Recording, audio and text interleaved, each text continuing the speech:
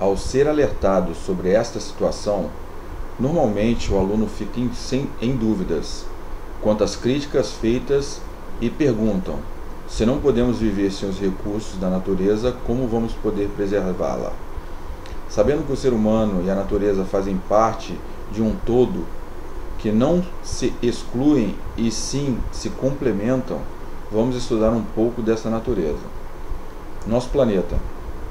Na verdade, a natureza é formada por 4 camadas globais: a atmosfera, a hidrosfera, a litosfera e a biosfera. As 3 primeiras camadas se relacionam e partes de cada uma se somam e vão formar a 4ª e a mais importante camada, que é a biosfera. Vamos estudar um pouco de cada uma delas. As 4 camadas globais do planeta. Primeiro, a atmosfera. É a camada de ar que está em volta do planeta. Devido à força de atração da Terra, quanto mais próximo da superfície, maior é a concentração de gases, principalmente o nitrogênio e o oxigênio, e quanto mais elevada a altitude, os gases vão diminuindo e a temperatura também. É nessa camada que oferecem os fenômenos atmosféricos, como a formação de nuvens, as precipitações, os relâmpagos, os trovões, os furacões e os tornados. 2. Hidrosfera. É a camada de água nos estados líquido, sólido e gasoso que formam os lagos, oceanos, mares, rios, geleiras, lençol subterrâneo, inclusive fazendo parte da atmosfera na forma gasosa, como umidade do ar, corresponde à da superfície do planeta, e como atmosfera, a hidrosfera é fundamental para a existência de vida no planeta. Litosfera é a camada de rochas ou a crosta, casca, parte sólida que forma a superfície da Terra. É formada por solo e subsolo.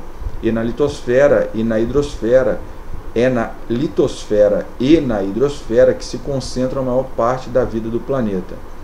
Biosfera é a soma de partes das 3 camadas globais anteriores: a atmosfera, a hidrosfera e a litosfera, formando a camada onde temos os seres vivos do planeta. Vejamos, de onde vem o ar que respiramos? A água que bebemos.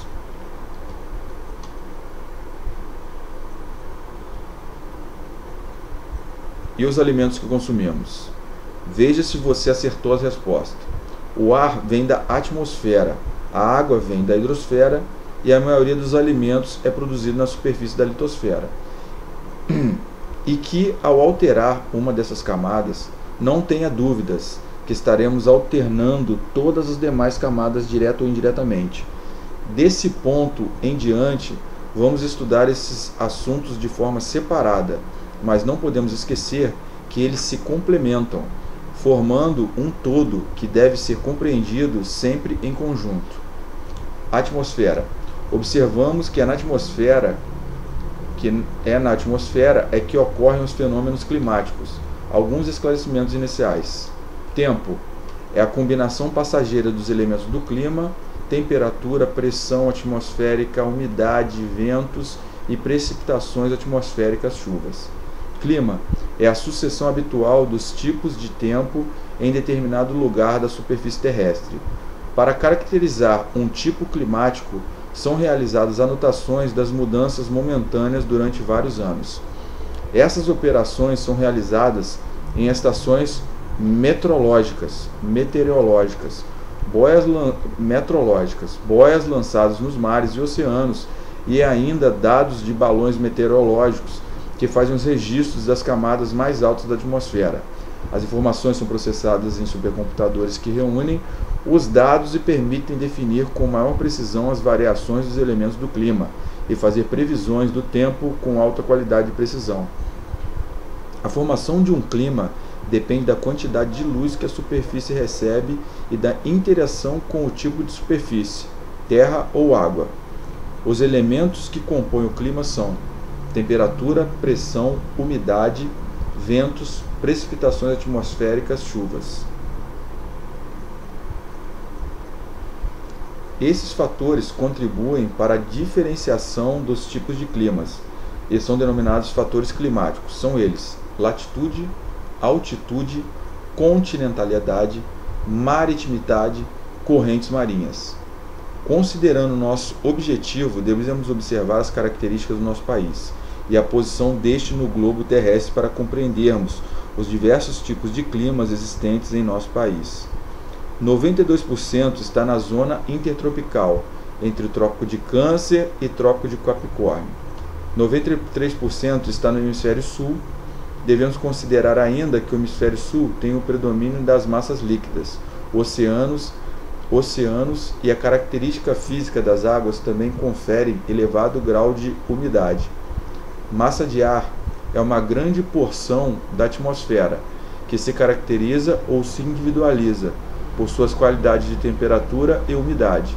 Podem ser equatoriais, tropicais ou polares, e as suas características estão associadas ao local onde se originam.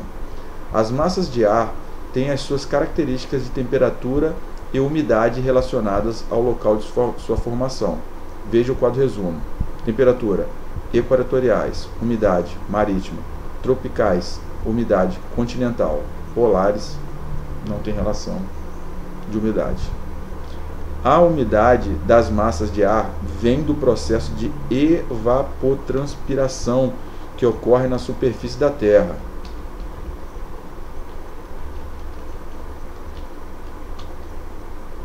Lembremos os ciclos da água.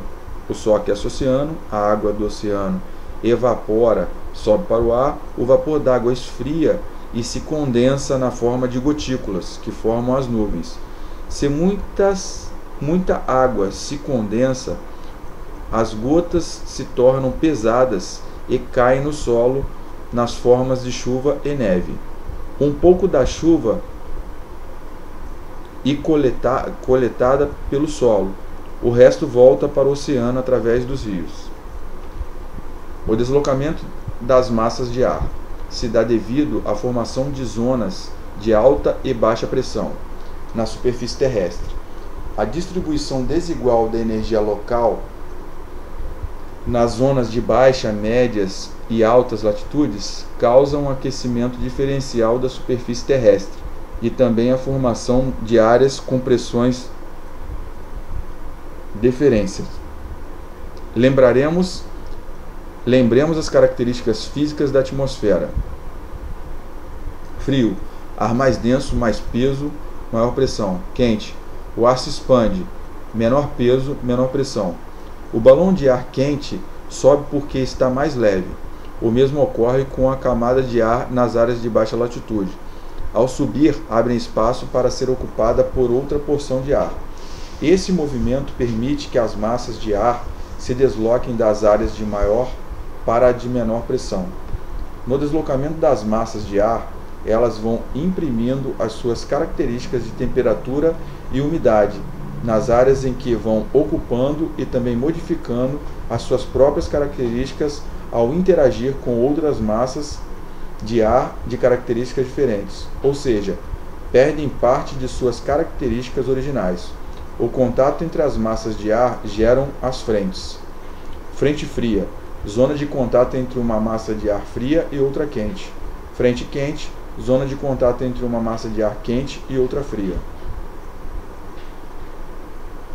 Massas de ar no inverno. Massas de ar que atuam no Brasil. Massas de ar no inverno. Aí está aí, EC, equatorial continental; EA, equatorial atlântica; TA, tropical atlântica polar; e PA, polar atlântica. A equatorial continental ela age mais na Amazônia, a equatorial atlântica age mais no Amapá, Pará ali. A tropical atlântica pega o nordeste e o sudeste como um todo, vai até o centro-oeste, e a polar atlântica pega o sul e vai até a Amazônia ali também, ó. Massas de ar no verão. Aquilo ali era no inverno. No verão, a equatorial continental ela se estende um pouco mais até o sudeste. A equatorial atlântica mantém praticamente. A tropical atlântica ela não age mais no Nordeste, que fica por conta da Equatorial Atlântica, e a Tropical Continental, ela age ali dos outros países para o sul do Brasil, e a Polar Atlântica, ela diminui. MEC, Equatorial Continental, massa equatorial continental, quente e úmida, tem sua origem no noroeste da Amazônia. Sua umidade vem da grande evapotranspiração na região, apesar de ter sua origem no continente. Atua no verão em todas as regiões do Brasil, até o norte do Paraná. No inverno tem sua atuação restringida à Amazônia. Equatorial Atlântica, quente e úmida, tem sua formação na região do anticiclone dos Açores. Sua atuação no Brasil restringe a porção norte do território, litoral das regiões norte e nordeste. Forma os ventos alísios e nordeste. Tropical Atlântica, quente e úmida, formada no anticiclone de Santa Helena, próximo ao Trópico de Capricórnio. Forma os ventos alísios de sudeste. Atua no litoral do Brasil. Forma as chuvas frontais de inverno ao interagir com a massa polar atlântica. Ao entrar no continente, forma as chuvas orográficas, ao interagir com o relevo mais pronunciado, por exemplo, a Serra do Mar. Nessa região é registrado o maior índice pluviométrico do país. Tropical Continental, quente e seca, tem sua origem na depressão do Chaco. Na primavera e verão, encontra-se com a Equatorial Continental, provocando chuvas. No outono e inverno, encontra-se com a Polar Atlântica, ocorrendo baixo índice pluviométrico. Polar Atlântica, formada no Atlântico Sul, é uma massa de ar fria e úmida. Ao dirigir para o nosso país, perde parte de suas características, principalmente de umidade. Atua no Brasil em 3 ramificações. Primeiro ramo, avança pelo litoral e, sem obstáculos, atinge até o Nordeste, provocando as chuvas de inverno. Como se desloca pelo litoral e se associa com a Tropical Atlântica, ventos alísios de sudeste, mantém sempre úmida. Segundo ramo, sobe para as regiões altas do território, Planalto Meridional, e mantém as características de temperatura. É responsável pelas geadas nos estados do Sul e São Paulo. Os ventos dessa massa de ar são o minuano e o pampeiro. Terceiro ramo, segue pelas áreas de planície do interior do território e, sem obstáculos, chega até a Amazônia, causando o fenômeno da friagem. Veja o mapa os tipos climáticos do Brasil.